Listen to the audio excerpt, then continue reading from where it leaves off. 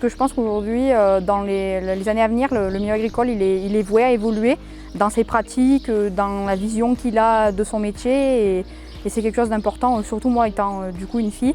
Je pense qu'aujourd'hui on a un tournant où ça va évoluer et où on arrivera plus facilement à faire notre place et où on sera aujourd'hui une personne à part entière comme un homme aujourd'hui dans nos métiers. Et je pense que c'est la période qui fait que ça va être un tournant dans ce milieu. Féminisation un petit peu de ce métier, de la viticulture-œnologie. Aujourd'hui, on a encore beaucoup de candidats, on va dire, plutôt masculins dans les classes. Mais on a aussi quelques filles, quelques femmes qui aujourd'hui sont nécessaires. On parle beaucoup d'agroécologie en viticulture-œnologie.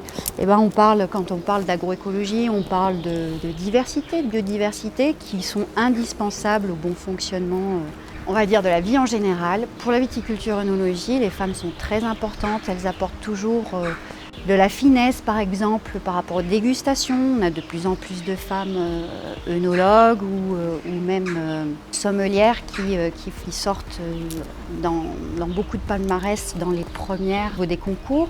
Même si parfois on peut se dire c'est un métier aussi qui demande du physique, mais pas que, et surtout beaucoup de réflexion, d'analyse.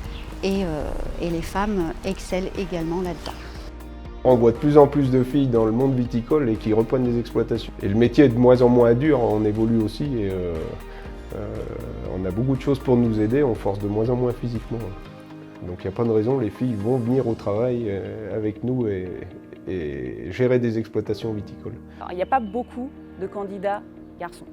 Il n'y a pas beaucoup de candidats garçons, pourtant le secteur est tout à fait propice et on en parle assez souvent d'ailleurs de la parité avec les jeunes en cours, que ce soit une promo qu'avec des filles ou bien mélangé. Justement, qu'est-ce qu'apporte aussi cette parité dans le secteur professionnel de la petite enfance?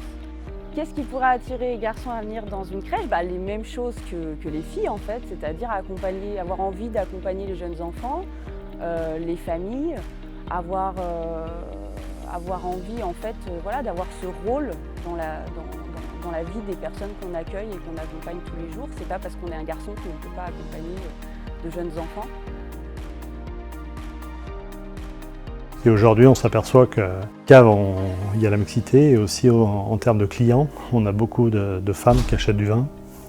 Donc c'est autant des hommes que des femmes. Donc c'est bien aussi d'avoir les deux sexes pour répondre aussi aux consommateurs. Je sais ce que c'est que l'importance de laisser de la place aux femmes, si ce n'est pas forcément l'habitude au niveau de la société aujourd'hui, mais ça le devient.